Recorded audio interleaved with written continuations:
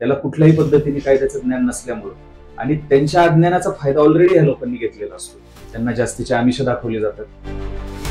1.5 लाख त्यांची गुंतवणूक झाली. एकाच गुंतवणूकदाराची तुम्ही 10 लाख रुपये जरी धरले, या स्कॅमचा आकडा कितीतरी हजार रुपये जातो. आजही या स्कॅम्स मध्ये कुठेतरी राजकीय आणि शासकीय सहभाग आहे. आज तुम्ही आम्ही अकाउंटला 15 लाखाच्या वरती 20 लाखाच्या वरती जर कोणतं ट्रान्झॅक्शन झालं तर आपल्याला नोटीस, आणि त्याच्यामध्ये आज गुंतवणूकदारांना कोणीही संरक्षण देत नाही. इव्हन गुंतवणूकदारास संरक्षण देणारा अधिनियमही गुंतवणूकदारांना संरक्षण देण्यास पुरेसं नाही. ज्या वेळेस 10 लोक पैसे देतात, त्या 10 लोकांच्या पैशाच्या 2% पैशामधून 11चा मुनाफा दिला जातो. त्याला आपण प्रॉफिट म्हणतो. तसेच परत त्या एकाला प्रॉफिट भेटल्याचं पाहून 20 लोक त्याच्यात ऍड होतात. म्हणजे तुम्ही सकाळी उठलात, ऍप ओपन करायचं, मी 10 लाख दिले ते माझे 15 झाले, संध्याकाळपर्यंत त्याच्या आनंदात तुम्ही जगायचं. ओके. आणि मग परत दुसऱ्या दिवशी 15च्या दिवसांची वाट पाहिजे. त्याच्या संचलक मंडळाची जर तुम्ही यादी काढली, त्याच्यामध्ये सर्व लोक पूर्वपरात हिस्ट्री शिकत आहेत. करतात फ्रॉडच. फक्त कंपनीचं नाव बदलतं, जागा बदलती, कार्यक्रम बदलतात, पुढारी बदलतात, एजंट बदलतात आणि गुंतवणूकदार बदलतात. बाकी ही मंडळी तीच. तुम्ही यांच्या याद्या जर पाहिजे, एका व्यक्तीच्या नावाने 30 कंपन्या येतात. हे काय टाटा बिर्लाच्या घरात लोक आहेत. तुम्हाला साखळी पद्धतीमध्ये गुंतवायचा प्रयत्न झाला तर ती स्कीम तुमच्यासाठी घातक. हे लक्षात ठेवणं गरजेचं. मनुष्याची प्रवृत्ती असते सर. मनुष्याला आयुष्यात प्रगती करण्याची इच्छा असते. तो कुठल्या तरी पद्धतीने प्रगती करण्याची त्याची जी इच्छा असते, त्या इच्छेला हा मार्ग आहे. म्हणजे हे आरोपी पण त्याच मार्गावर आहेत आणि गुंतवणूकदारही त्याच मार्गावर. तर आरोपींनी ते मिळवण्यासाठी गुंतवणूकदारांना फसवलं आणि गुंतवणूकदारांनी ते मिळवण्यासाठी स्वतःची फसवणूक करून घेतली. संभाजीनगरमध्ये घडलं. तपास यंत्रणांच्या गालावर लावलेली एक चपराक आहे, आपण लक्षात घेतलं. त्याच्या प्रॉपर्टीज स्थावर जंगम मिळतो, त्याच्या तात्काळ सीज झाल्या पाहिजे. बरोबर. त्याच्या बँक अकाउंट्सला सील आलं पाहिजे आणि त्याच्याशी रिलेटेड इतर ज्या ट्रान्झॅक्शन आहेत, काही एखाद्या व्यक्तीच्या अकाउंटवर त्यांनी मोठी रक्कम ट्रान्सफर केलेली विदाऊट एनी कॉल्स, किंवा मोठी एखादी मिळकत विकत घेतलेली, किंवा त्याच्याकडे असलेल्या गाड्या आहेत, या तात्काळ सीज करून या केसच्या मुद्द्यामाला घेणं गरजेचं असतं. एमपीआयडी हा जो कायदा, याच्यामध्ये फायनान्शियल फ्रॉड झालेला असतो. त्याच्यामध्ये जी लोकांची ठेव असते किंवा लोकांची जी अमाऊंट असते ती या आरोपींच्या ताब्यात असते. त्यात एक मिनिट सुद्धा खूप महत्वाचं असतं. भांडवल असलेल्या लोकांना फसवणं सोपं जातं. ज्याच्याकडे नाहीच आहे त्याला तुम्ही कसं फसवलं. आज इन्फिनिटी बीकनचा जो स्कॅम आहे, ह्या स्कॅमचा तपास एन्फोर्समेंट डायरेक्टरेटकडे जाणं खूप तात्काळ गरज आहे. गुंतवणूकदारांनीच फिर्याद द्यायला उशीर केला आणि गुंतवणूकदारच योग्य वेळी जर जागा नाही झाला, याच्यामध्ये न्याय मिळणं खूप अवघड. पैसा हा काय हवेत गायब नाही होता. बरोबर. पैसा हा कुठेतरी स्टोर असतो. ते फक्त तिथपर्यंत पोहोचण्याची दानत तपासेल. गुड पोलिसिंगवर काज आपल्याला दिसायलाच नाही. बरोबर. खूप कमी दिसतं गुड पोलिसिंगवर. फिर पिक्चर आले 3 वर्ष झाली. 2 पार्ट येऊन गेले, आता तिसरा येतो. पहिल्या पार्टला 25 वर्ष झाली ही स्टोरी. दुसऱ्या पार्टला ही बरेच वर्ष झाली. आपण लहान होतो, 17-18 वर्ष त्याला झाली. एका डबल करता येतो. Lakshmi chit fund. बस, लक्ष्मी चिट फंड तीच पद्धत आहे ना. काय आहे त्याच्यामध्ये दुसरं? ईडी कधी नेमला जाईल? त्यावेळेस ह्या गुन्ह्याची व्याप्ती कोर्टासमोर येईल. ह्या गुन्ह्याची व्याप्ती कोर्टासमोर येऊ नये यासाठीच तर एफआयआर नोंदवणं बंद केलं नसेल का? तर याच्यामध्ये एफआयआर दाखल होणं तात्काळ गरजेचं आहे. कमीत कमी जाब नोंदवणं गरजेचं आहे. आणि इतर अशा ज्या कंपन्या यांच्या विरोधात गुंतवणूकदारांनी खवळून उठणं गरजेचं आहे. नमस्कार मित्रांनो, मी योगेश ढाकणे शॉर्टअप मराठीमध्ये तुम्हा सर्वांचं स्वागत करतो. मित्रांनो, अलीकडील काळामध्ये आपण वृत्तपत्रांमध्ये वाचतो किंवा अनेक टीव्ही चॅनल्सवर, सोशल मीडियावर अलीकडील काळामध्ये एक प्रकार ट्रेंडिंगला आलाय, तो म्हणजे आर्थिक फसवणूक. अर्थात यापूर्वी देखील आर्थिक फसवणुकीचे अनेक प्रकरणं होत होते, परंतु आता ऑनलाईन मार्गाने म्हणा किंवा वेगवेगळे आमिष दाखवून म्हणा, एक वेगवेगळ्या प्रकारचे आर्थिक स्कॅम आपल्याकडे उघड केला येत आहे. आणि काही मग जिल्हा पातळीवर असतील, काही राज्य पातळीवर असतील, अगदी देश पातळीवर सुद्धा असतील. गुंतवणूकदारांना किंवा अगदी सामान्य माणसाला काहीतरी आमिष दाखवायचं, दामदुप्पट पैसे मिळतील कमी कालावधीमध्ये, किंवा मग अवास्तव रकमा सांगून, अवास्तव स्वप्न सांगून त्यांना गुंतवणूक करायला भाग पाडायचं. आणि ज्या वेळेला परतावा द्यायची वेळ येईल त्यावेळेला मात्र त्याला नकार द्यायचा किंवा वेळ काढूपणा करायचा. असं अनेक कंपन्या सध्या बाजारामध्ये करतात. त्यामध्ये काही पतसंस्था असतील, काही शेअर मार्केटचे ब्रोकर असतील, किंवा आणखी काही MLM करणाऱ्या, ज्याला आपण साखळी पद्धत म्हणतो, अशाही कंपन्या असतील. मित्रांनो, नेमकं काय होतं की अशा फसवणुकीमध्ये आपण नकळतपणे आमिषाला बळी पडून फसवणूक होते आपली आणि नंतर दात कुठे मागावी हे समजत नाही.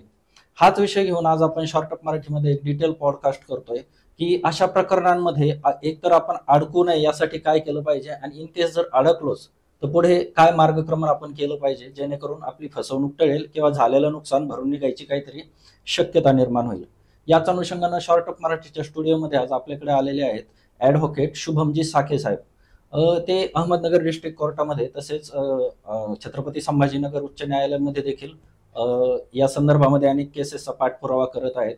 विशेषतः आर्थिक फसवणुकीसंदर्भातील जे गुन्हे आहेत, गुंतवणूकदारांचे वकील म्हणून ते अलीकडील काळामध्ये फार प्रसिद्ध तर झालेलेच आहेत. इंस्टाग्रामला तुम्ही त्यांचे व्हिडिओ बघू शकता. अनेक गुंतवणूकदारांना त्यांनी परत पैसे देखील मिळवून दिलेले आहेत. तर या संदर्भात आपल्या आजच्या विषयाच्या संदर्भात ते आपल्याला मार्गदर्शन करण्यासाठी आपल्या स्टुडिओमध्ये आलेले आहेत. सर, तुमचं खूप खूप स्वागत आहे. सर, माझा पहिलाच प्रश्न आहे, मला असं सांगा की म्हणजे मागच्या 4-5 महिन्यांमध्ये आपण बघतोय एक आर्थिक फसवणुकीचे अनेक प्रकरणं फक्त अहिल्यानगर जिल्ह्यामध्येच नाही तर राज्य पातळीवर वेगवेगळ्या कंपन्यांच्या मार्फत अनेक गुंतवणूकदारांचे पैसे बुडाले आणि त्यांना तो परतावा मिळाला नाही असे प्रकरण आपण बघतो. परंतु कुठेतरी एक सामान्य माणूस म्हणा किंवा आम्हालाही अनेक इनबॉक्समध्ये म्हणतात की आमची बाजू मांडणारा आम्हाला कोणीतरी पाहिजे, तुम्ही तुमच्या चॅनलच्या माध्यमातून दाखवा. परंतु त्यापूर्वीपासून तुम्ही ह्या गुंतवणूकदारांसाठी वकील म्हणून अगदी उच्च न्यायालय असेल किंवा इथल्या कोर्टातले प्रकरण असतील, तुम्ही लढायला पुढे आलात. ज्या गुंतवणूकदारांसाठी कुणीच पुढे येत नव्हतं त्यांच्यासाठी लढायची प्रेरणा तुम्हाला कुठून मिळाली? प्रथमतः जय भीम जय भारत. या सगळ्या प्रकरणामध्ये एक गोष्ट प्रकर्षाने नोंदवण्यासारखी आहे. प्रत्येक व्यक्ती स्वतःची पदाची, प्रतिष्ठेची आणि पोहोचेचा वापर हा गुन्हेगारांना वाचवण्यासाठी करताना आपल्याला दिसतोय.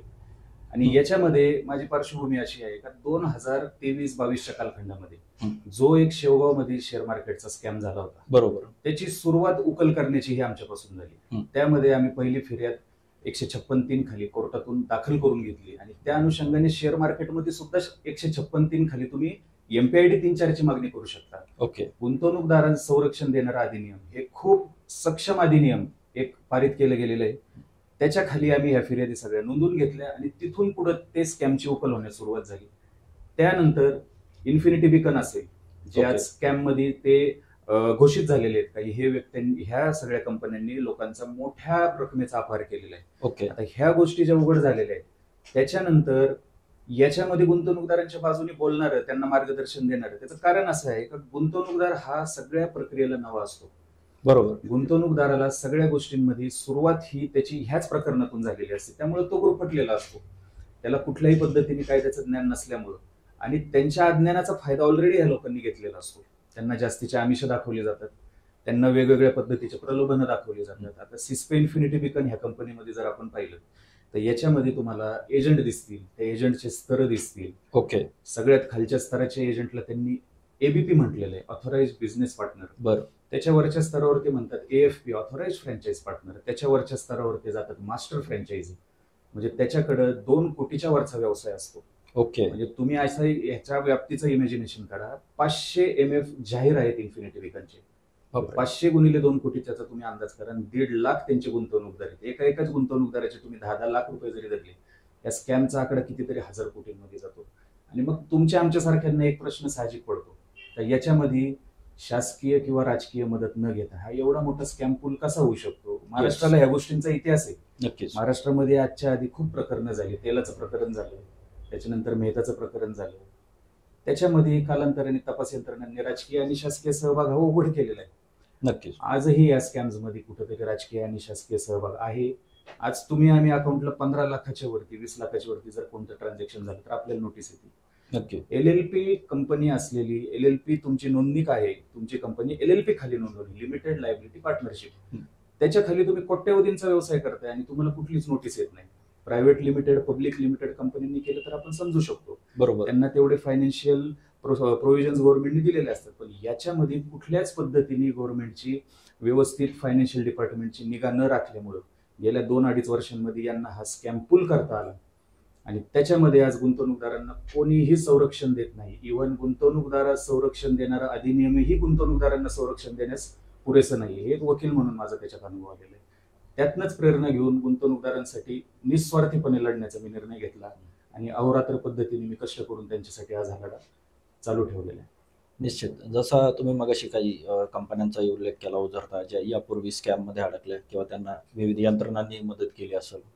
साधारणतः तुमच्या अनुभवानुसार किंवा तुमच्याकडे ज्या तक्रारी घेऊन येतात लोकं किंवा गुंतवणूकदार, कोणकोणत्या प्रकारचे स्कॅम ही लोकं करतात? म्हणजे आपल्याला जी माहिती आहे, की बाबा शेअर मार्केट ब्रोकिंग फर्म टाका आणि तिथनं गुंतवणूक करायला भाग पाडा लोकांना आणि काहीतरी आमिष द्या, हा एक प्रकार झाला. किंवा मग साखळी पद्धत, चेन किंवा काय म्हणू शकतो आपण एम-एल-एम मार्केटिंग, त्याला एक त्यांनी गोंडस नाव दिलं एम-एल-एम मार्केटिंग. किंवा मग काही प्रोडक्ट सेलिंग असेल. असे 3-4 प्रकारचे स्कॅमशी आपण परिचित आहोत. तुमच्याकडे कोणकोणत्या प्रकारचे लोक तक्रारी घेऊन येतात? याच्यामध्ये बेसिक एक गोष्ट अशी असते की कुठलं तरी प्रोडक्ट तुम्हाला पहिले लोकांमध्ये इंट्रोड्यूस करावं लागतं. ओके. की आम्ही हा बिझनेस करतोय. तुम्ही कुठला बिझनेस करत नसताल तर तुमच्याकडे लोक गुंतवणूक देणार नाही. त्याचं कारण असं आहे की तुम्ही प्रॉफिट जनरेट कशातनं करताय हा त्यांचा पहिला प्रश्न असतो. बरोबर. तर कुठली तरी तोतया का आपण त्याला म्हणेना, तोतया स्कीम घेऊन तुम्हाला कोर्टच म्हणतोय तुम्हाला गुंतवणूकदारांसमोर जावं लागतं. तर त्यावेळेस तुम्ही ज्यावेळेस ही स्कीम त्याच्यामध्ये दर्शवता, तुम्ही त्याच्यामध्ये ती स्कीम दर्शवल्यानंतर गुंतवणूकदार ही एज्युकेटेड व्यक्ती असतो, तो त्याची शहानिशा करतो. गुंतवणूकदारांमध्ये पण स्तर आहेत. काही रानामानात काम करणारे लोक आहेत, त्यांना त्यांच्या गावचा पुढारी, त्यांच्या गावातला शिकलेला माणूस किंवा नोकरी निमित्त बाहेर असलेला एखादा व्यक्ती की जो गावात येतो, तो तिथं केलेला असतं त्यांनी, तो इथं ते इंट्रोड्यूस करतो. किंवा जवळचाच नातेवाईक हा माणूस त्या गोष्टींबद्दलची माहिती देतो. आता यामध्ये चालतं कसं, आपण आत्ता जो स्कॅम उघड झाला ज्याच्याबद्दल कोर्ट केसेस चालू आहेत, सिस्पे इन्फिनिटी बीकन मध्ये त्यांनी लोकांना असं दाखवलं का याच्यामध्ये आम्ही आता शेअर मार्केट ट्रेडिंग करतोय, याच्यामध्ये आम्ही स्वतःचं ब्रोकिंग हाऊस ओपन करणार आहोत. स्वतःच यामध्ये आम्ही ब्रोकिंग हाऊस ओपन केल्यानंतर याच्यामधनं आम्ही तुमच्या गुंतवणुकीवरती तुम्हाला प्रॉफिट जनरेट करून देणार आहोत. ओके. सुरुवातीला 1 वर्ष सर्व सुरळीत चाललं असं त्यांनी दाखवलं. ते कसं चालतं, ज्या वेळेस 10 लोक पैसे देतात त्या 10 लोकांच्या पैशाच्या 2% पैशामधनं 11व्याचा मुनाफा दिला जातो, त्याला आपण प्रॉफिट म्हणतो. तसेच परत त्या एकाला प्रॉफिट भेटल्याचं पाहून 20 लोक त्याच्यात ऍड होतात, तेच 20 लोक पाहून परत 40 लोक ऍड होतात. अशी ती साखळी चालत जाते. आलेलाच पैसा लोकांना प्रॉफिट स्वरूपात दिला जातो आणि तो पण त्यांच्या बँक अकाउंटला गेल्याचं दिसलेलं नाही. सिस्पे इन्फिनिटी बीकन मध्ये तो पैसा फक्त त्यांच्या ऍपवरच राहिला. म्हणजे तुम्ही सकाळी उठलात, ऍप ओपन करायचं, मी 10 लाख दिले ते माझे 15 झाले, संध्याकाळपर्यंत त्याच्या आनंदात तुम्ही जगायचं. ओके. आणि मग परत दुसऱ्या दिवशी 15चे 20 होण्याची वाट पाहिजे.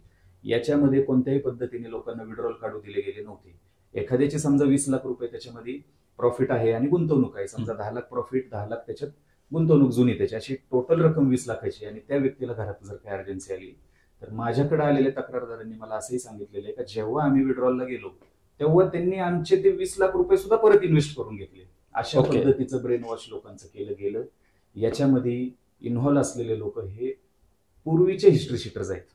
त्याच्या संचालक मंडळाची जर तुम्ही यादी काढली त्याच्यामध्ये सर्व लोक पूर्वप्रात हिस्ट्री शीटर्स आहेत. म्हणजे नवीन कंपनी टाकून परत नवीन फ्रॉड अशा पद्धतीने करतात. फ्रॉडच, फक्त कंपनीचं नाव बदलतं, जागा बदलती, कार्यक्रम बदलतात, पुढारी बदलतात, एजंट बदलतात आणि गुंतवणूकदार बदलतात. बाकी ही मंडळी तीच, त्याच्यामध्ये काही बदल झालेला नाही. तर गुंतवणूकदारांना एक मला असं सांगणं आहे, अशा पद्धतीच्या ज्या पॉन्झी स्कीम्स येतात त्याच्यामध्ये पहिली गोष्ट असते साखळी पद्धत. तुमची कंपनी जर खऱ्या अर्थाने प्रॉफिट जनरेट करते तर तुम्हाला त्यामध्ये कोणत्याही व्यक्तीला ऍड करून घेण्यासाठी अट्टहास करावा लागत नाही. लोक स्वतःहून तुमच्याकडे येतात, तुम्हाला कोणत्याही पद्धतीने आमिष द्यावी लागत नाही. आता पब्लिक लिस्टेड जेवढ्या कंपनीज आहेत ज्यांचे शेअर्स आज NSE BSE मध्ये लिस्टेड आहेत, त्या ज्या कंपनीज आहेत त्याच्यामध्ये कुठल्याही पद्धतीची जाहिरात होताना आपण आजपर्यंत पाहिली. कंपनीचं काम करत राहते. त्यांचं प्रोडक्ट, आता समजा उदाहरणार्थ आपण टाटा स्टील घेऊ, स्टील बदलतं, येतं, त्याचं प्रोडक्शन होतं, लोकांना त्यामध्ये शेअर्स दिले जातात, कंपनी प्रॉफिट जनरेट करते, छोट्या प्रमाणात त्यांना परतावा दिला जातो. बरोबर. आता हे झालं गव्हर्नमेंट बॅक्ड स्टॉक एक्सचेंज. पण याच्यामध्ये या लोकांकडनं इन्व्हेस्टमेंट तर घ्यायची आहे, but this people are not government backed. Okay. शासकीय कुठलंही या लोकांना पाठबळ नाही, कोणत्याही पद्धतीने यांना कोणत्या मान्यता मिळालेल्या नाहीत. फक्त LLP रजिस्ट्रेशन किंवा प्रायव्हेट लिमिटेड एखादे 2 आहेत त्याच्यामध्ये. आणि तुम्ही यांच्या याद्या जर पाहिल्या, एका व्यक्तीच्या नावाने 30-30 कंपन्या येतात. हे काय टाटा बिर्लाच्या घरातले लोक आहेत का? बरोबर. हा प्रश्न आपल्याला उद्भवणं साहजिक आहे.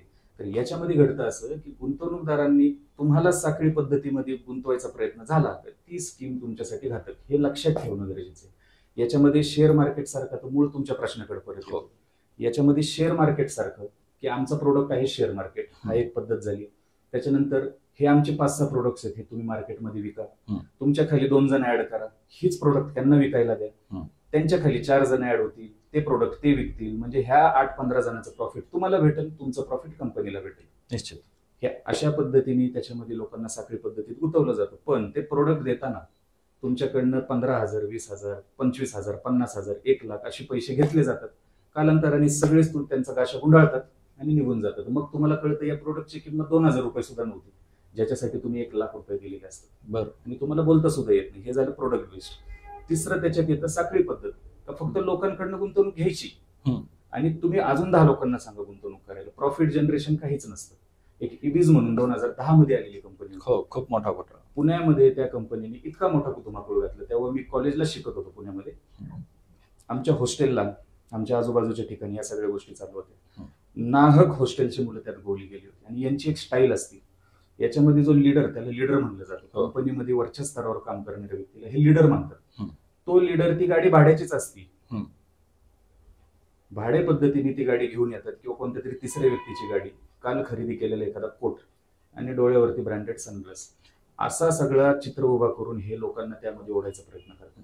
आणि त्याची लाईफस्टाईल पाहून, त्याच्या सगळ्या गोष्टी पाहून लोक त्याच्यामध्ये घुसण्यासाठी अट्टहास करतात आणि स्वतःची फसवणूक करून देतात. BMW गाडी आणि MLM वाले याच्यावर अनेक जोक आता सोशल मीडियावर जे क्रॅक होतात त्यामुळेच, की बाबा तू फक्त 3 माणसं जोड, लगे BMW तुझ्या दारामध्ये उभी, त्या प्रकारच्या ह्या स्कीम. त्या प्रकारच्या म्हणजे एक मनुष्याची प्रवृत्ती असते सर.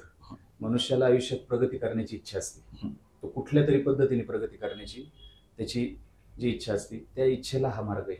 म्हणजे हे आरोपी पण त्याच मार्गावर आहेत आणि गुंतवणूकदारही त्याच मार्गावर आहेत. फक्त आरोपींनी ते मिळवण्यासाठी गुंतवणूकदारांना फसवलं आणि गुंतवणूकदारांनी ते मिळवण्यासाठी स्वतःची फसवणूक करून घेतली.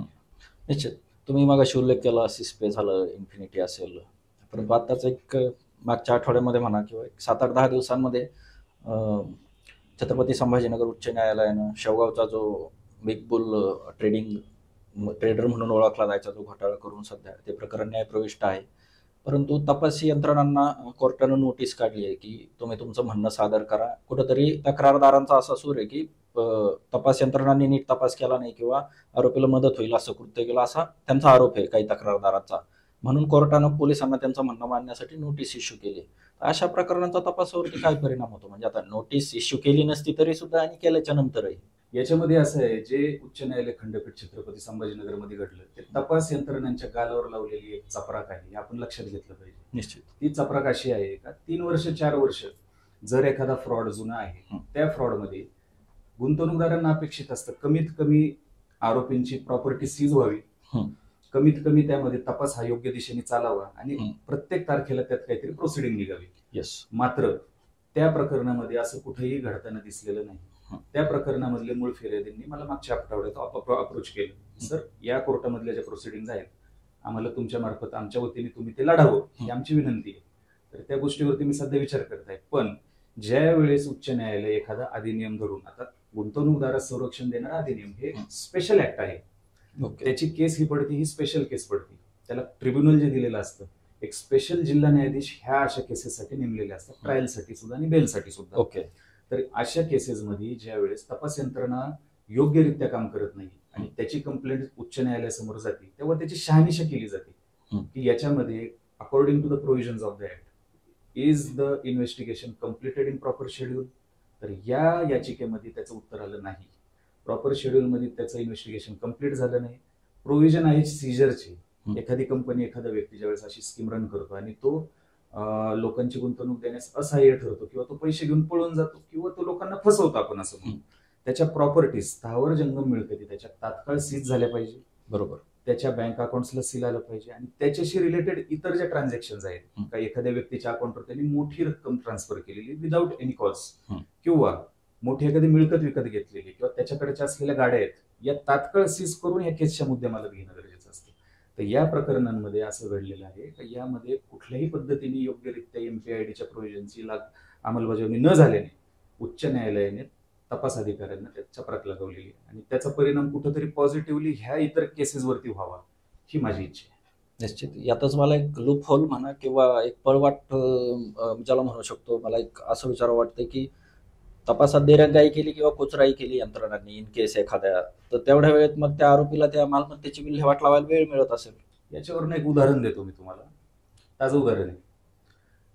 सिस्पे इन्फिनिटी बीकन मधले काही आरोपी कथित आरोपी संचालक मंडळातले आणि काही एजंट ओके. का गुंतवणूकदारांनी त्यांच्याकडे मोठ्या प्रमाणात पैशाची उलाढाल पाहिली, त्यांची लाईफस्टाईल पाहिली, ओके. गुंतवणूकदारांचा हा विश्वास पटला. कोट्यवधी रुपये किंवा लाखो रुपयांचा याच्यात अपहार ह्या एजंट लोकांनी केलेला आहे. तर अशा प्रकरणामध्ये 5 फिर्यादी आणि 16 आरोपींचा एक तक्रार अर्ज मी नगरच्या जिल्हा व सत्र न्यायालयामध्ये दाखल केला. त्याच्यामध्ये पुढे झालं असं 17 तारखेला 17/9/2025 तो अर्ज दाखल झाला. 19/9/2025 त्यात मेहरबान न्यायालयाने निकाल पारित केला आमच्या बाजूने. ओके. यामध्ये FIR नोंद झाली पाहिजे. 22/9/2025 कोर्टाकडनं आम्हाला पत्र मिळालं. ते पत्र घेऊन त्याच दिवशी भर पावसामध्ये फिर्यादी आणि मी 2 व्हीलरवरती सुपा पोलीस स्टेशनला गेलो भिजत. बरं. लोकांना न्याय देण्यासाठी मी याच्यात कुठली चौकट नाही पाळली. आम्ही 2 व्हीलरवरती सुपा पोलीस स्टेशनला गेलो. तिथं गेल्याच्या नंतर त्याला एकच तरी फील झालं, त्यांनी एकाची 4 व्हीलर मागवली. तिथून पुढे मला तो घेऊन गेला सुप्यापासून. आम्ही पोलीस स्टेशनला गेलो. पोलीस स्टेशनला गेल्यानंतर ते पत्र आम्ही तिथल्या ठाणे अंमलदारांना दिलं. ओके. त्याच्यामध्ये ठाणे अंमलदारांनी आमच्याच फिर्यादीची खिल्ली उडवली. अरे तू किती वेळा चक्रा मारून गेला इथं, तुला सांगितलं नाही, याच्यामध्ये जबाबदारी विषय सोडून दे.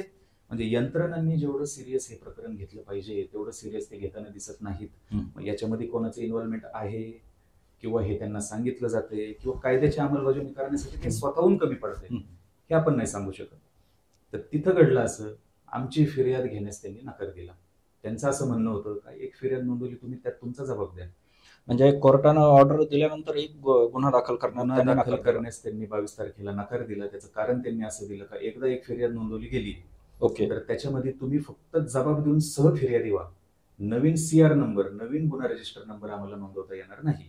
तर याचा कायदा असा असतो, पूर्ण FIR तारखा, त्यातले आरोपी, त्यातली अमाऊंट आणि पूर्ण घटनाक्रम हा जर सेम असेल तरच तुम्ही एखाद्या फिर्यादीला त्यात जबाब द्यायला लावून साक्षीदार करू शकता. पण या शेअर मार्केटच्या प्रकरणामध्ये कुणी जानेवारीत पैसे गुंतवले, कुणी फेब्रुवारीत गुंतवले, कुणी मार्चमध्ये गुंतवले, कुणी ऑनलाईन दिले, कुणी रोख स्वरूपात दिले, कुणाचा एजंट वेगळा, श्रीगोंद्याचे एजंट वेगळे, शेवगावचे एजंट वेगळे, सुप्याचे एजंट वेगळे, बरोबर, कंपन्या वेगळ्या, अकाउंट नंबर वेगळे, या कंपन्यांनी अकाउंट नंबर सुद्धा वेगवेगळे वापरले. तर याच्यामध्ये पुढे झालं असं, आमची फिर्याद घ्यायला त्यांनी नकार दिला. फिर्याद घ्यायला नकार दिल्याच्या नंतर एक वकील म्हणून छोटंसं ज्ञान माझ्यात आहे की एखादा डॉक्युमेंट जर तुम्ही कोणत्या पब्लिक ऑफिसर समोर प्रेझेंट करताय तर त्याची पोहोच तुम्ही रिसिव्ड कॉपी तात्काळ घेणं गरजेचं असतं. बरोबर. तर आम्ही ती रिसिव्ड कॉपी घेतली, त्यातही भरपूर संघर्ष झाला. पण आम्हाला ती रिसिव्ड कॉपी मिळाल्याच्या नंतर आम्ही 2 दिवस वाट पाहिली. 22, 23, 24 तारखेला 25 तारखेला मी परत मेहरबान कोर्टासमोर हजर झालो. जे फिर्यादी होते या प्रकरणातले त्यांनी सकाळीच एक खूप धक्कादायक घटना पाहिली होती. ओके. सकाळी या FIR मधले जे आरोपी आहेत ते एका शेड्यूल्ड बँक म्हणजे पतसंस्थेतून पैसे विड्रॉ करताना त्यांनी पाहिले, सहकुटुंब, आणि एक सोडून 4 आरोपी. बरोबर. आणि या FIR मधले इतर आरोपींनी कुठं प्रॉपर्टीची विल्हेवाट लावली असेल, कुठं काही पैशाचा अपहार केला असेल. आता हा एक उदाहरण कोइन्सिडेंटली फिर्यादीने पाहिलं. ती गोष्ट आम्ही कोर्टाला कळवली का 22 तारखेचा साहेब आपला आदेश आहे, याच्यामध्ये आज 9 दिवस उलटूनही याच्यामध्ये FIR नोंदवली गेलेली नाही. त्याच्यामध्ये तुम्ही काहीतरी आम्हाला कायद्याने मदत करा. आम्ही कंटेम्प्ट नोटीस इश्यू करण्याचा आदेश कोर्टाकडून मिळवला. ओके. कोर्टाच्या आदेशाचा अवमान झाला आणि पोलीस स्टेशन इंचार्जला 1 तारखेला कोर्टात बोलवलं. 1:10 त्यांना कॉल केलं गेलं. 1:10 आम्ही कोर्टात जाऊन हजर झालो. तिथं आम्ही एक खूप गंमतशीर गोष्ट पाहिली. 30/9 रात्री उशिराला ती FIR दाखल झाली. ओके. जो आमचा प्रयत्न होता त्याला फळ आलं 9 दिवसांनी. फिर्यादी खुश झाले, पण एक वकील म्हणून माझ्या मनामध्ये एक खंत होती का MPID हा जो कायदा आहे याच्यामध्ये फायनान्शियल फ्रॉड झालेला असतो. याच्यामध्ये जी लोकांची ठेव असते किंवा लोकांची जी अमाऊंट असते ती या आरोपींच्या ताब्यात असते. त्यात एक मिनिट सुद्धा खूप महत्वाचं असतं. FIR नोंदवल्याच्या आदेश मिळवल्याच्याच दिवशी जर आमची FIR नोंदवली गेली असती, त्यानंतर आता मला तुम्ही सांगा, बँक अकाउंट मधनं पैसे ट्रान्सफर करायला किती सेकंद लागतात ऑनलाईन पद्धतीने? 30 सेकंद. खूप झाले. एखादी जमीन विकायला किती दिवस लागतात? 2 दिवस. कमी पैशात तुम्ही विकताय, मला विकायचीच आहे आज, बरोबर, या हिशोबाने विकली तर 2 दिवसात तुम्हाला गिराईक भेटतं त्याच्यामध्ये. बरोबर. याच्यामध्ये दिनांक 22 पासून दिनांक 30 पर्यंत 9 दिवसाची जी दिरंगाई झाली ही कोणाच्या अधिकाराने झाली, हे कोणत्या प्रोव्हिजन खाली झाली, आणि याचा जो फटका गुंतवणूकदारांना आणि त्या फिर्यादींना बसला याच्यासाठी जबाबदार कोण, या आशयाचा अजून एक अर्ज मी उच्च न्यायालय खंडपीठ संभाजीनगर येथे दाखल करणार आहे. त्यामध्ये यांना जबाब द्यायला बोलवणार आहे. कारण इथून पुढे जी गुंतवणूकदारांची पिळवणूक होणार ती खूप भयानक आहे. आज यंत्रणेसोबत गुंतवणूकदारांसाठी लढताना मला इतके अनुभव आलेले आहेत. या प्रकरणाची दखल योग्य त्या न्यायप्रविष्ट न्याय अधिकाऱ्यासमोर मागणं खूप गरजेचं झालेलं आहे. निश्चितपणे.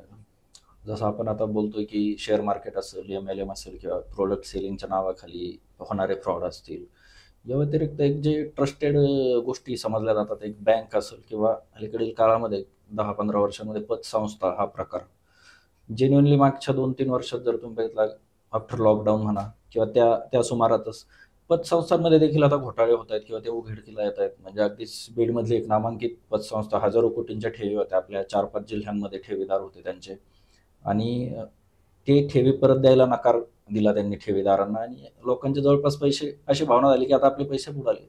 मला असं विचारायचं की पतसंस्थेसारख्या जेन्युअन जी संस्था आहे तिथं सुद्धा असे परतावा मिळत का नाही आपल्याला, किंवा तिथं सुद्धा फ्रॉडचे चान्सेस का होत आहेत आता? या सगळ्या गोष्टींमध्ये एक खूप महत्वाची गोष्ट अशी आहे की याच्यामध्ये शासकीय अंमल असणं खूप गरजेचं आहे. शासकीय अंमलाचा अर्थ असा होतो का strict regulations, anybody working under this provision, किंवा या पद्धतीची स्कीम चालवून किंवा या पद्धतीने लोकांकडनं पैसे गोळा करून त्यांना परताव्याचं प्रॉमिस देणारी जेवढे काही मंडळी आहेत, याच्यासाठी स्ट्रिक्ट प्रोव्हिजन्स काही एनेक्ट झाले पाहिजे तात्काळ स्वरूपात. कारण आत्ताच्या काळामध्ये फक्त तुम्ही गेले 1 ते 1.5-2 वर्षामध्ये जर पाहिलं, तुम्हाला एक रोज नवी बातमी शेअर मार्केट स्कॅमची कुठं तरी येणार. निश्चित. आणि विशेष म्हणजे आपल्या अहिल्यानगर जिल्हा त्यात अग्रेसर आहेत, काही 3-4 तालुके जे आहे पूर्ण राज्यामध्ये. त्याचं मागं कारण असं आहे, इथला शेतकरी समृद्ध आहे, इथला शेतकरी कष्ट करतो आणि इथं नोकरदारांची संख्या बऱ्यापैकी आहे. तर त्याच्यामुळे त्याच्यात घडतं असं, भांडवल असलेल्या लोकांना फसवणं सोपं जातं, ज्याच्याकडे नाहीच आहे त्याला तुम्ही कसं फसवणार. बरोबर. त्याच्यामुळे आपला भाग टार्गेट, पुणे झालं, नगर झालं, आपल्या आजूबाजूचे तालुके झाले, यांच्यामध्ये तुम्हाला या शेअर मार्केटच्या मंडळींचा वनवा पेटलेला दिसला. प्रामुख्याने याच्यात एक गोष्ट अशी नोंदवण्यासारखी असते, पतसंस्था असो, शेअर मार्केट असो किंवा इतर प्रोडक्ट्स MLM स्कीम असो, मल्टी लेवल मार्केटिंग आपण त्याला म्हणतो, यामध्ये काम करणारी जी मंडळी आहे ही अनप्रोफेशनल मंडळी असते. ओके. एजंट म्हणून जे लोक काम करतात, मॅक्सिमम 70% पीपल आर अनप्रोफेशनल. त्यांच्याकडे कुठलाही उदरनिर्वाहाचं साधन नसतं आणि त्याचाच गैरफायदा या कंपन्या घेतात. त्यांना कुठेतरी एक आशेची किरण दाखवली जाते तर तुम्हीही तुमच्या आयुष्यात काहीतरी करू शकता. मग ते परत मागासारखं तो BMWचा माणूस आणि ती गाडी, मग तशा गोष्टी बघून तो माणूस त्या मार्गाला जातो. कालांतराने कंपनी निघून गेली, पूर्ण समाज त्याच्या कॉलरच्या मागे लागतो. आज मी अवस्था पाहिली तशा लोकांची, ज्यांनी याच्यामध्ये काही जास्त प्रॉफिट नाही कमवलेलं, पण नाहक लोकांच्या पैशाची जबाबदारी त्यांच्या माथी मारली गेल्यामुळे पुण्यामध्ये आता रिसंट एक आत्महत्या झाली. त्याच प्रकरणातून त्या व्यक्तीला हे सहन नाही झालं की मी काही चुकीचं न करून माझ्या मागे लोकांनी पैशाचे तगादे लावले, आणि प्रत्येक जण निबार कातडीचा नसतोय. कंपनी संचालकांसारखं तो व्यक्ती नव्हता, त्यांनी आपलं आयुष्य संपवलं. आणि ती इतकी दुःखद घटना झाली का त्याच्यानंतर मी 10 पटीने पेटलो या विषयाच्या विरोधात. त्याचा प्रपंच आज उघड्यावर पडला. बरोबर. आज त्याला कोणी आधार देण्यासाठी नाही, आणि शासनाने सुद्धा त्याची योग्यरित्या अद्याप दखल घेतलेली नाही. ही एक खंत आहे. निश्चित. किंवा अलीकडे पाहतोय की नात्यामध्ये पण वितुष्ट येते, मैत्री सुद्धा तुटते आता ह्या असल्या व्यवहारांमुळे. बघतो की माझ्या ओळखीचा कोणीतरी आहे म्हणून मग मी त्या स्कीम मध्ये पैसे गुंतवणार, आणि मग ते पैसे बुडाल्यानंतर माझ्या हाताने मित्रामध्ये वितुष्ट येणार. असे प्रकार आता म्हणजे अलीकडे मोठ्या प्रमाणात घडताना दिसत आहेत आपल्याला. याच्यामध्ये असं आहे का आम्ही मित्र आहोत, आपण मला एखाद्या ठिकाणी जर नफा होतोय तर मैत्री म्हणून माझी पहिली जबाबदारी काय असते, मला 10 रुपयाचा फायदा झाला, माझ्या मित्राला पण 10 रुपयाचा फायदा व्हावा. आणि प्लस त्याला एक आमिषाचं तिकीट चिकटवलेलं असतं. कंपनी म्हणते की त्यांच्याकडनं 10 लाख घे, तुला 1 लाख देतो. निश्चित. ह्या तिकिटामुळं आणि ह्या आमिषाच्या एका पार्सलमुळं ह्या गोष्टीचा वनवा जो पेटतो तो आता काही होतलं तरी थांबणार नाही. तर हे असंच चालू राहणार इथून पुढे. लोकांचा संघर्ष याच्या विरोधात उभा राहणार, आणि कुठेतरी शासनाने त्याची दखल घ्यावी आणि याच्या विरोधात कडक कायदे हे पारित केले करणं गरजेचं आहे. एक आता तुम्ही त्यामध्ये आहात, काम करत आहात, तुमच्या अभ्यासानुसार म्हणा किंवा तुमच्या कानावर आलेल्या गोष्टींनी म्हणा किंवा तुम्हाला सांगितलं गेलेलं आहे, हे लोक जे फ्रॉड करतात, कंपन्यांवाले किंवा संचालक असतील किंवा कोणी ते मालक असतील, हे लोक पैसा घेतात हे तर खरं आहे गुंतवणूकदारांकडून, सामान्य लोकांकडून. मग त्या पैशाचं करतात काय पुढे, असं म्हणजे तुम्हाला काय वाटतं किंवा तुमच्या काय कानावर गोष्टी आलेल्या आहेत? हा खूप चिकित्सेचा विषय आहे. याच्यामध्ये घडतं असं, स्कॅम केला कोणत्या अँगलने गेलेला आहे, ओके, त्याला दिशा कुठली आहे, त्याचे करवते कोण आहेत, त्यांची पोहोच कुठपर्यंत आहे. आता काही स्कॅम्स असे असतात हे लोकल लेवलला होतात, त्यांचे पतसंस्थेमध्ये पैसे सापडतात, त्यांचे कुठल्या तरी एखाद्या नवीन VCच्या स्कीम मध्ये पैसे सापडतात, किंवा त्यांनी कुठेतरी प्रॉपर्टी घेऊन ठेवलेली असते.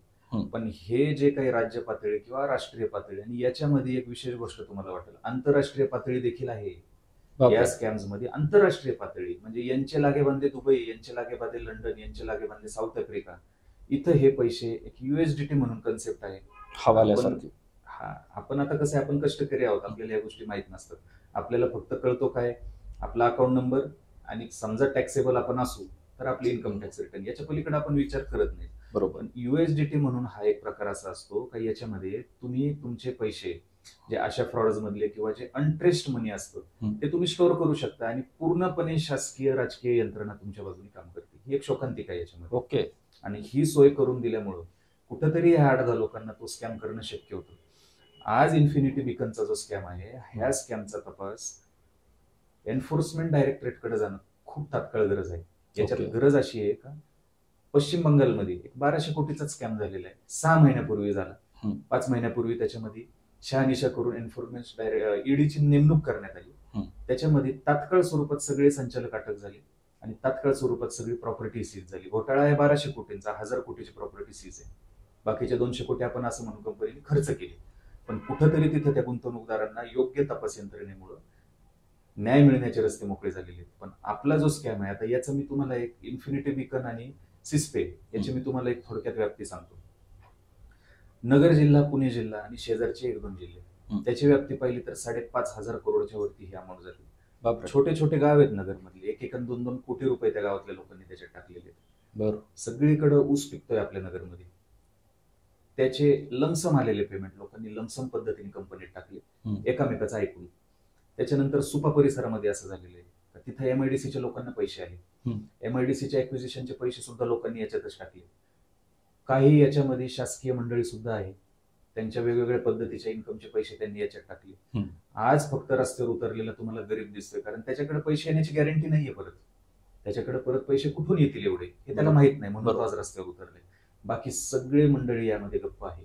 त्यांना असं दाखवायचंय का आपलं काहीच झालेलं नाही ना, आपण याच्यात पैसे टाकले नाही, आतून तळतळ आहे पण पुढे येऊन लढायचं नाही. तर ही जे पैसे आहेत हे कालांतरानं हवाल्याच्या मार्गानं बाहेर देशांमध्ये इन्व्हेस्ट केले जातात किंवा बाहेर देशामध्ये स्टोअर केले जातात. आता आपल्यासारख्यांना फक्त स्विस बँक माहिती आहे. बरोबर. ते आहे 50 वर्षापूर्वीचं कन्सेप्ट. आज डिजिटल प्लॅटफॉर्मवरती इतके सारे तुम्हाला पर्याय उपलब्ध आहेत. आता त्याचा माझा पण जास्त अभ्यास नाहीये, पण जेवढं ह्या प्रकरणात माझ्या कानावर आलं का कुठलाही व्यक्ती कितीही मोठी अमाऊंट कुठेही स्टोअर करू शकतो, जर तुमच्या मागे योग्य पद्धतीने शासकीय आणि राजकीय पाठबळ असेल तर याच्यामध्ये तात्काळ स्वरूपात एन्फोर्समेंट डायरेक्टरेटची नेमणूक होणं गरजेचं आहे आणि कुठंतरी त्यानंतरच गुंतवणूकदारांना न्याय मिळेल अशी माझी भावना आहे. आता अनेक गुंतवणूकदारांची फसवणूक होते, काहींच्या लक्षातही येतं, काहींना अजून आशा असते की पैसे येतील परत, पण एका पुसटशी म्हणजे रेषा ओलांडल्यानंतर तुम्हाला एक आतूनही माहित असतं आता पैसे काय येणार नाहीत. अशा वेळी सामान्य, जसं तुम्ही म्हटलं की जो ग्राउंड लेवलचा गुंतवणूकदार आहे ज्याच्याकडे दुसरं काहीच नाही आहे, तर त्यांना फसवणूक झाल्याचं लक्षात आल्यावर तात्काळ काय पावलं उचलायला पाहिजेत? यामध्ये असं आहे, लोकांनी पहिली गोष्ट तर गुंतवणूक करतानाच सजग राहणं गरजेचं आहे. आणि गुंतवणूक तुम्ही केली आणि तुमची त्याच्यामध्ये फसवणूक झाली, ही ज्या दिवशी तुम्हाला जाणीव होती त्याच दिवशी तुम्ही तात्काळ कायदेशीर सूत्र हलवण्यास सुरुवात केली पाहिजे. याच्यामध्ये होतं असं, एक शोकांतिका आहे ती, वकील म्हणून माझा अनुभव आहे. MPID हा जो कायदा आहे हा ट्रायबल बाय सेशन आहे. ट्रायबल बाय सेशन म्हणजे जिल्हा व सत्र न्यायालयामध्ये हे प्रकरण चालतं आणि अशा प्रकरणांमध्ये तात्काळ स्वरूपात FIR घेतली जात नाही पोलीस स्टेशनमध्ये. नगर जिल्ह्यामध्ये किंवा आजूबाजूच्या जिल्ह्यांमध्ये जेवढ्याही FIR दाखल आहेत, आज तुम्ही त्या गुंतवणूकदारांना खासगीत मी तुम्हाला नंबर देतो, विचारा त्यांनी कोणत्या पद्धतीने FIR नोंदवलेली. पूर्णपणे राजकीय इन्व्हॉल्वमेंट त्यामध्ये घालून त्यांनी ती FIR नोंदवली. एखादा माणूस तिथं जाऊन सांगतोय माझं असं घडतंय साहेब, माझी फसवणूक झाली, त्याची साधी 420 आणि 466 सुद्धा फिर्याद घेतली जात नाही, त्याला योग्य पद्धतीने दाद दिली जात नाही. मग ज्या वेळेस समजा जानेवारीमध्ये तुम्हाला कळालं की तुमची फसवणूक झाली, तुम्ही मार्च-एप्रिल पर्यंत वाट बघता की आज येतील, उद्या येतील, मग बघू, तेव्हा बघू. एप्रिल जातं, जून-जुलै पर्यंत तुम्ही पोलीस स्टेशनला जायचं किंवा कुणीतरी माझ्यासारख्या एखाद्या व्यक्तीच्या तुम्ही संपर्कात येतात आणि तुम्हाला पोलीस स्टेशनचा दरवाजा ओलांडायला आणि आतमध्ये जायला डिसेंबरचा महिना येतो. बापरे. आणि तिथून सुरू होतो ओरिजिनल संघर्ष. डिसेंबरमध्ये तुम्ही दिलेल्या तक्रार अर्जाचं मेरी गो राऊंड चालतं पुढच्या पुढच्या वर्षाच्या जुलैपर्यंत. 6 महिने तुम्हाला त्यात खेळत ठेवलं जातं. म्हणजे ते जाणीवपूर्वक केलं जातं किंवा त्याच्यामध्ये काही इतर पोलीस कायदे असतील त्याची मला जाणीव नाही, पण एवढे दिवस एखाद्या फायनान्शियल फ्रॉडला हँगिंग ठेवणं माझ्या दृष्टीने योग्य नाही. आणि मग कुठेतरी जून-जुलै नंतर तुमची अशी धारणा होती की मला कुणीच प्रतिसाद देत नाही आणि मग तुम्ही कोर्टाचा दरवाजा ठोठावता. तोपर्यंत 1.5 वर्ष गेलेला असतो आणि तोपर्यंत तुमची अमाऊंट घेऊन गेलेला माणूस ती अमाऊंट खर्च करून सुद्धा मोकळा झालेला असतो. मग त्याच्यात रिकव्हरी येणार कुठून? एमपीआयडी कायद्याच्या ज्या प्रोव्हिजन्स आहेत ह्या खूप स्ट्रिंजंट प्रोसिजर्स आहेत. त्याच्यामध्ये गुंतवणूकदारांनी तात्काळ अलर्ट होऊन पोलीस स्टेशन अप्रोच करून त्याच्यामध्ये त्यांनी म्हणणं मांडून किंवा तिथं जर त्यांना दाद दिली गेली नाही, मेहरबान न्यायालयाचे दरवाजे उघडे आहेत. तिथं तुम्ही तुमची काय असेल ती कागदोपत्री पुरावा देऊन त्याच्यावरती एफआयआरची मागणी करू शकता. आणि मागे दिलेल्या उदाहरणावरून मी तुम्हाला दाखवून दिलेले, कोर्टाचा एकदा आदेश मिळाला त्यामध्ये कोणीही काही करू शकत नाही. बरोबर. त्यामध्ये एफआयआर घेणंच आहे. ती थोडीशी उशिरा घेतील, त्याचं त्यांना परत उत्तर द्यावं लागेल कोणत्या कारणाने कोणत्या अधिकाऱ्याने उशिरा घेतले, पण एफआयआर नोंद ही होती. आणि एफआयआर नोंद झाल्याच्या नंतर आरोपींना अटक तात्काळ ज्यावेळेस होती त्यावेळेस ह्या सगळ्या ऍसेट्स फ्रीज होऊन जातात आणि मग कुठेतरी तुमचे 2 पैसे मिळण्याची गॅरंटी येते. अन्यथा यामध्ये न्याय मिळू शकत नाही. जर गुंतवणूकदारांनीच फिर्याद द्यायला उशीर केला आणि गुंतवणूकदारच योग्य वेळी जर जागा नाही झाला, याच्यामध्ये न्याय मिळणं खूप अवघड आहे. निश्चितपणे. सर मला सांगा, सध्याच्या आजच्या डेटला काही फ्रॉड तुमच्याकडे तक्रारदार घेऊन येतात काही कंपन्यांविषयी, आजच्या डेटला जे 3-4 फ्रॉड प्रामुख्यानं मार्केटमध्ये धुमाकूळ घालतायत त्यांच्याविषयी आणि त्यांची काय कार्य करण्याची पद्धत होती, त्याच्यातून कशी फसवणूक झाली, हे थोडंसं मार्गदर्शन करावं. सर्वात पहिले शेवगावमध्ये जे प्रकरण झालं त्याच्यामधली 10 हप्ते नगरपर्यंत सुद्धा पोहोचलेली. बरोबर. त्या प्रकरणांमध्ये स्थानिक लोकांनीच स्थानिक लोकांकडून लुबाडालुबडी केली. तो स्कॅम आहे. त्याच्यामध्ये मोठे मोठे आमिष दाखवले गेले, वातावरण तयार केलं गेलं, मोठ्या मोठ्या गाड्या आणल्या गेल्या, अगदीच म्हणजे गाड्यांचे ताफे होते. सगळ्या पद्धतीची तिथे यंत्रणा लावली गेली जेणेकरून लोक त्यांच्या खिशातले पैसे बाहेर काढतील. कालचे पोरं 2 व्हीलरवर फिरणारे, कष्ट करणारे, आज इम्पोर्टेड गाड्यांमध्ये फिरतायत. ही कुठेतरी एक वातावरण क्रिएट केलं गेलं. ते झालं शेवगावच्या स्कॅम मध्ये. तो विषय आता न्यायप्रविष्ट आहे. ते प्रकरण आता आपण कोर्टावरती सोडून गेलं पाहिजे. त्यामध्ये योग्य पद्धतीने आता हायकोर्टाने चपराक लावल्यानंतर तपास सुरू होईल, तपासाचे धागे फिरतील आणि आरोपींना अटक करून त्यांची जी अमाऊंट जिथं कुठे इन्व्हेस्टेड असेल, पैसा हा काय हवेत गायब नाही होत का? बरोबर. पैसा हा कुठंतरी स्टोर असतो. ते फक्त तिथपर्यंत पोहोचण्याची दानत तपास यंत्रणेची पाहिजे. तर ते त्या प्रकरणात घडेल ही मी अपेक्षा बाळगतो. सिस्पे इन्फिनिटी वेतन या कंपन्यांविषयी जर बोलायचं राहिलं, या कंपन्यांनी गेल्या 1 ते 1.5 वर्षापासून कुठलंही रिटर्न्स दिलेलं नाही असं काही एजंट लोकांकडून मला विश्वासात कळलं. कंपनीकडनं रिटर्न्सच आले नाही. आणि ती स्कीम चालू राहावी. आता कंपनी काय करायची, एजंट लोकांना हमी द्यायची, 2 महिन्यात येतील, 4 महिन्यात येतील. एजंट लोकांनी त्यांच्या जवळचे किंवा नवीन गुंतवणूकदार त्याच्यात ओढून घेतले आणि त्यांच्या पैशातनं इतरांचे परतावे दिले. अशी ही प्युअरली पॉन्झी स्कीम रन केली गेली. 1 ते 1.5 वर्ष हे चाललं. त्याच्यानंतर पूर्ण गाडा जागेवर बसला. याच्या पलीकडे त्यांना ते चालवता आलं नाही. कारण एकदा गाडीमध्ये वरनं पेट्रोल बंद केलं, इंजिन जास्त वेळ फिरत नसतं. वरनं कंपनीने एकदा पैशाचा फ्लो बंद केला, खाली खूप कमी दिवस ते इंजिन फिरलं. त्याच्यानंतर 2 ते 3 महिने लोक शांत बसली. एजंट लोकांनी लोकांवरती दबाव तयार केला. तर याच्यामध्ये लक्षात घेण्यासारखी गोष्ट एक अशी का एजंट जो असतो, एजंट हा प्रबळ असतो, ऑलरेडी प्रबळ असतो शिक्षणाने, पदाने, प्रतिष्ठेने. आणि गुंतवणूकदार हा दुबळा असतो. गुंतवणूकदार आशेने बघत असतो एजंटकडे का ह्या व्यक्तीमुळे आपले दिवस बदलतील, हा आपल्या आयुष्यात काहीतरी बदल घडवेल. आणि ह्या एका गोष्टीचा गैरफायदा कालांतराने स्कीम फसल्यानंतर एजंट लोकांनी घेताना आम्ही पाहिलं. आणि तशाच लोकांना आम्ही त्यांना समाजकंटक म्हणतो, तशाच समाजकंटकांना आम्ही आमच्या एफआयआर मध्ये आरोपी केलेले. इतर कोणत्याही एजंटला आम्ही आमच्या एफआयआर मध्ये आरोपी करण्याची आम्हाला गरज भासली नाही किंवा आम्हाला ती इच्छा झाली नाही. किंवा गुंतवणूकदारांचं स्वतःहून म्हणणं होतं, साहेब तो व्यक्ती निर्दोष आहे, त्याला तुम्ही याच्यामध्ये आरोपी कोर्टामार्फत करू नका.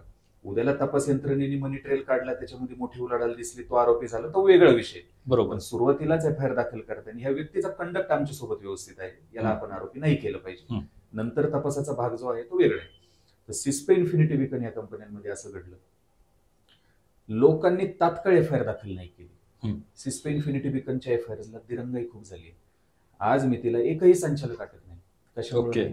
पृथ्वी सोडून गेले का, आकाशयानात बसून निघून गेले का? बरं, आर्थिक गुन्हे अन्वेषण शाखा अहिल्यानगर यांच्या अखत्यारीच्या बाहेरचा जर हा विषय आहे, तो शेवगाव प्रकरणातच आपल्याला हायकोर्टाच्या म्हणण्यात जाणवलेलं आहे. यांच्या अखत्यारीच्या बाहेरचा हा तपास आहे. शेवगाव प्रकरण खूप छोटं आहे सिस्पे इन्फिनिटी बिकन पेक्षा.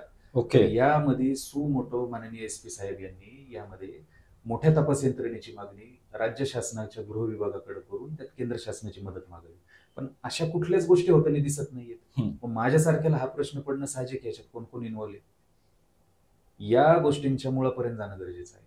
का एवढा मोठा स्कॅम 8 ते 10 लोक कसा पूल करतात? 30,000 कोटी त्याचा आकडा आहे पूर्ण भारतामध्ये. बापरे. 30,000 कोटी कशाला म्हणतात?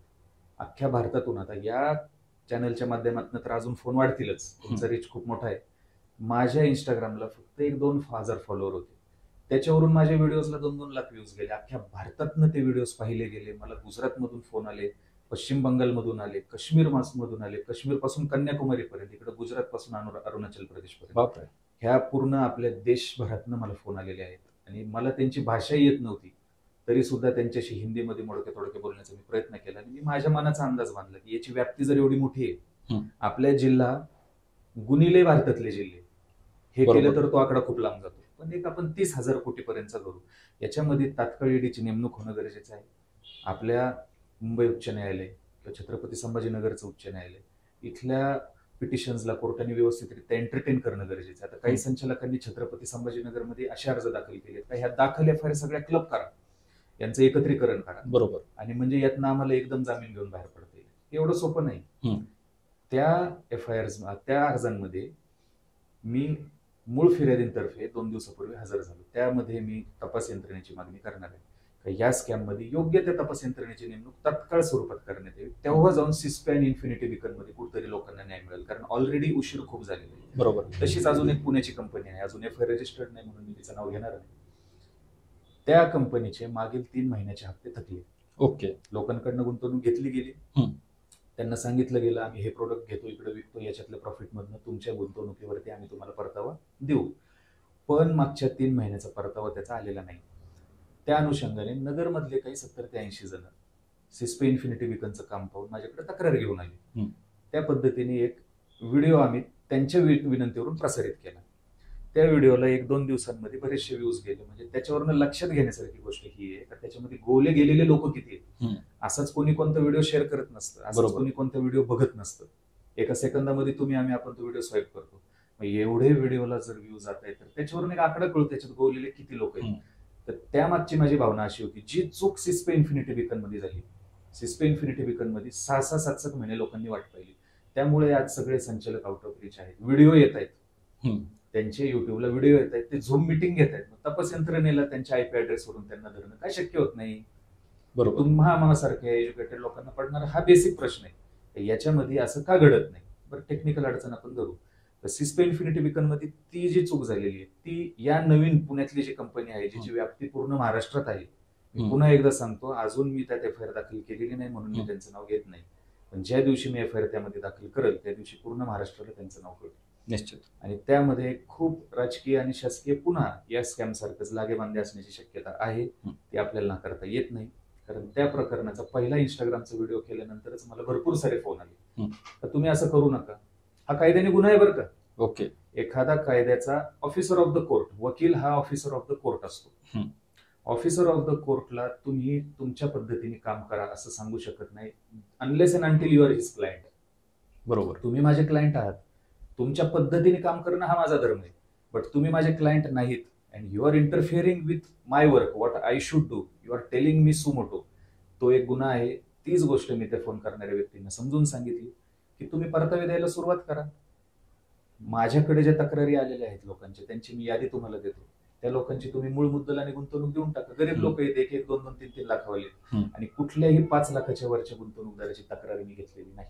ओके. माझ्याकडे सगळ्या कष्टकऱ्यांच्या तक्रारी आहेत, ज्यांनी छोट्या छोट्या व्यवसायातनं 1 लाख, 2 लाख, 3 लाख, जास्त करून 5 लाख, एखाद्याच्या आयुष्याची 5 वर्षाची जमापुंजी किंवा रिटायरमेंटचा फंड 5 लाख असू शकतो. बरोबर. 5 लाखाच्या वरचा एकही गुंतवणूकदार मी एंटरटेन केलेला नाही. त्याचं कारण असं आहे, यामध्ये गुंतवणूक करणाऱ्यांची सुद्धा 2 कॅटेगरीज आहेत. पहिली म्हणजे ज्यांना गरज होती म्हणून त्यांनी केली. दुसरी कॅटेगरी म्हणजे ज्यांना पैशाचं आमिष होतं म्हणून त्यांनी केली. मग तुमच्या आमिषाची जबाबदारी आम्ही नाही घेऊ शकत. सामाजिक भावनेतून तुमच्या आमिषाची जबाबदारी आम्ही घेणार नाही. बरोबर. आम्ही तुमच्या गरजेची जबाबदारी घेणार. सामाजिक जर जाणीवेतून मी हे काम करतोय तर मी गरजेची तुमच्या जबाबदारी घेतो. तुमच्या आमिषाची जबाबदारी तुम्हाला लाभ. तर सिस्टममध्ये जी चूक झाली ती ह्या नवीन कंपनीमध्ये होऊ नये म्हणून मी तो व्हिडिओ काढला. त्यातनं लोकांची जनजागृती केली.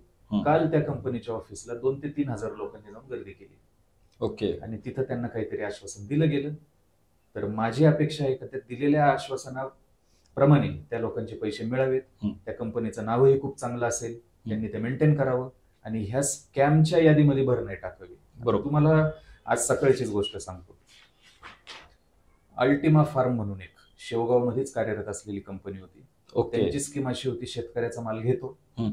विकतो, प्रॉफिट जनरेट करतो, अशी ही कंपनी आहे. हा तक्रार अर्ज आहे.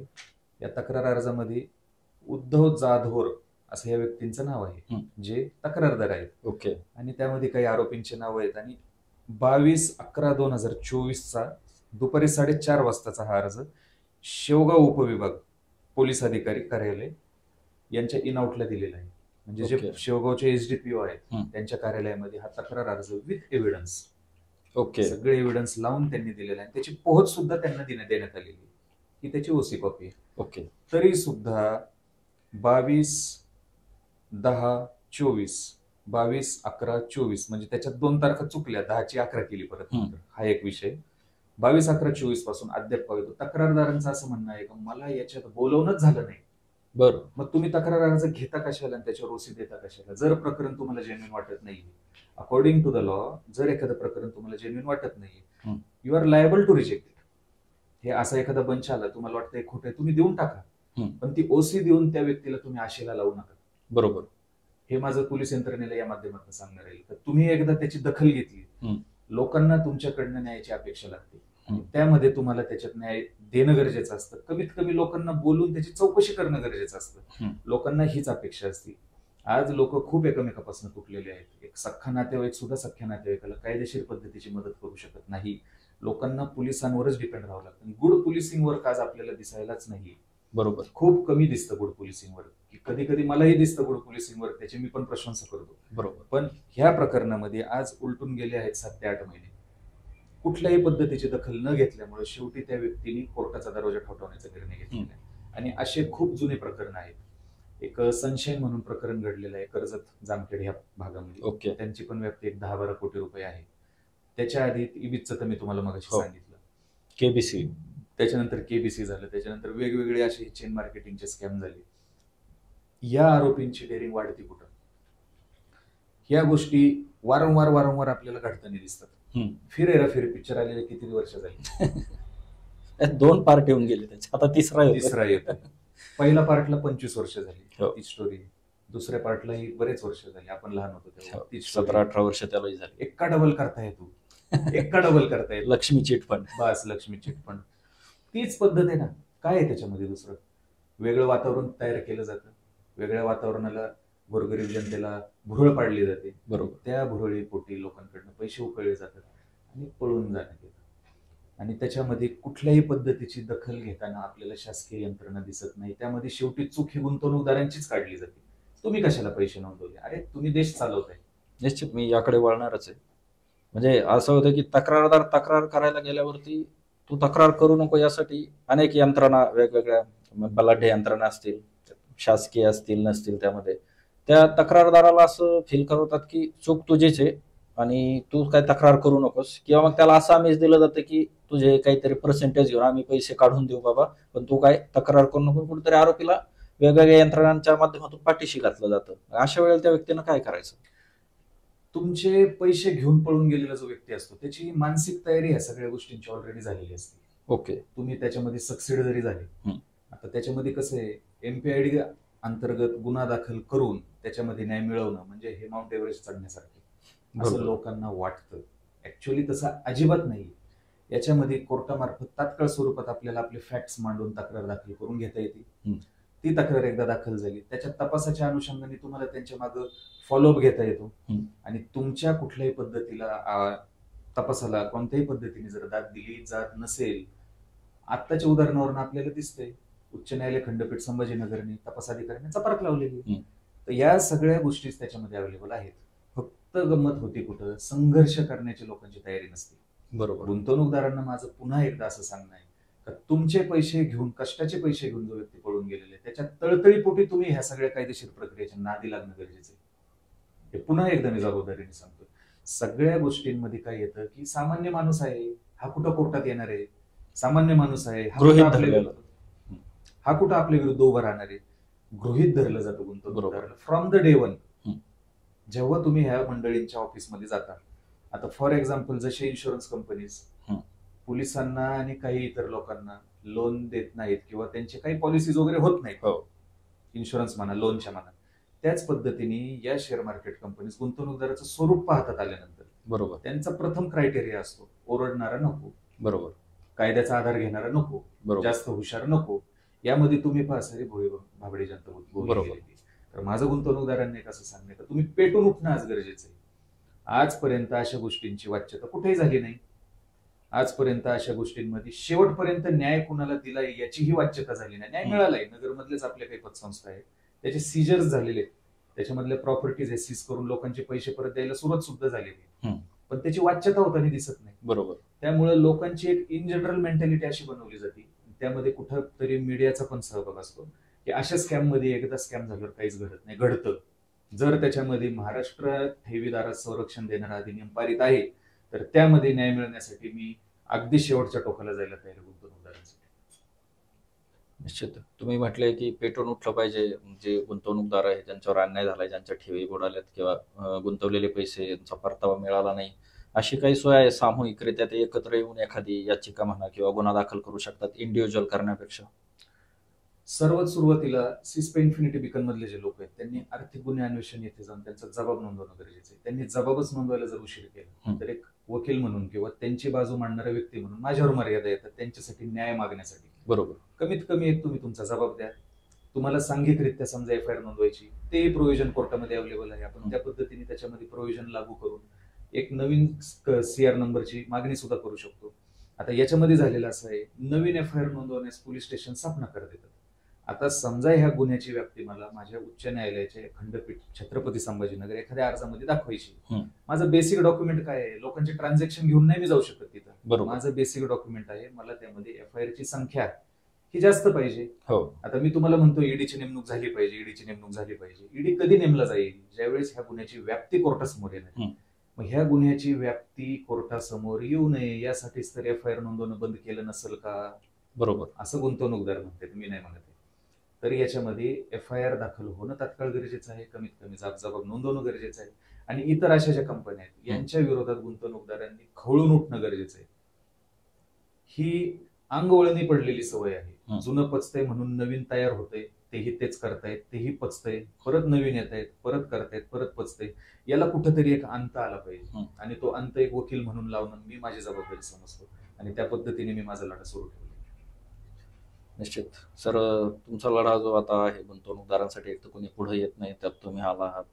मे बी अनेक बलाढ्य शक्ती तुम्हालाही विरोध करत असतील किंवा दबाव टाकत असतील काही, की यामध्ये तुम्ही पडू नका किंवा असं कुठंतरी तुम्हाला वाटलं की ह्या बलाढ्य ताकदीविरोधात लढताना आपण फार खुजे आहोत त्यापुढे कुठंतरी, असं तुम्हाला जाणवलं का?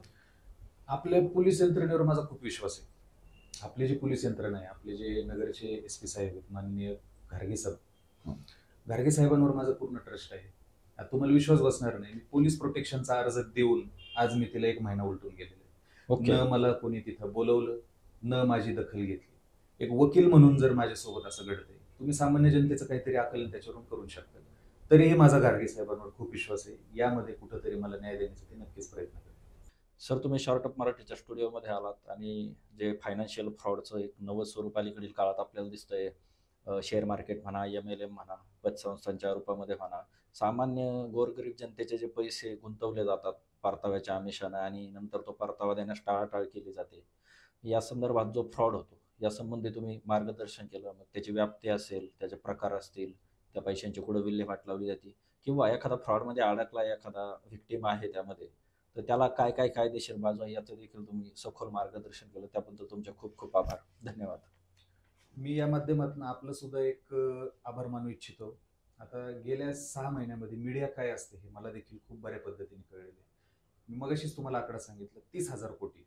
30,000 कोटीचा जर स्कॅम आहे, तुम्ही IBN लोकमतल्याची माहिती पाहिली नाही? तुम्ही कुठल्या महाराष्ट्र लेवलच्या चॅनलला पाहिली नाही? तुम्ही कोणत्या राष्ट्रीय लेवलच्या चॅनलला पाहिली? या गोष्टीची बातमी करणं आणि मला बोलवून माझ्याशी चर्चा करणं, ह्याचा औदार्य तुम्ही जे दाखवले त्याच्यासाठी मी मनापासून तुमचे आभार मानतो आणि अशीच खरी पत्रकारिता तुमच्याकडून घडो हे ईश्वरचरणी प्रार्थना करतो.